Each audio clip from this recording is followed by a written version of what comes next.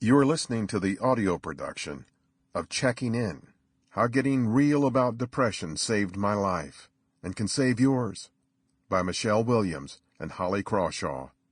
Published by Thomas Nelson and read by the author. All right, here we go. Let's go. I'd love to dedicate this book to my father, Dennis Miles Williams III. I know where I get the strength and will to always get up and fight. I got that from you, Dad. Even though you're not with me on earth, the legacy you left me is.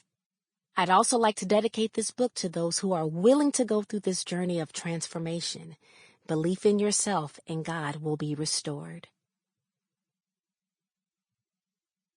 Introduction. Have you ever been in a room that was completely dark?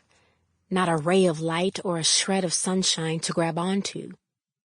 Even if it's just for a handful of breaths, darkness is an otherworldly experience, isn't it? It feels off, a little panicky. Your hand searches the wall for the light switch with a heck of a lot more urgency than when you can see. You may be able to take a few steps in any direction, but even the familiar becomes a stranger in the dark. In July 2018, I was swimming in a sea of darkness. And I mean, it was darker than dark. I was untethered. 100 miles out into the middle of the ocean on a moonless night with no sign of help. But this wasn't physical darkness. No flip of a switch or pull of a string was going to bathe me in the relief of light, because I was in emotional and spiritual darkness, buried beneath the bricks of anxiety and depression. What songs will they sing at my funeral? I wondered, already judging their choices. I just knew that this time, the darkness was going to swallow me right up. I found myself imagining the entire service, fantasizing about it, debating which scripture should be read. I didn't list any family members as singing or speaking because I thought that'd be too much to ask.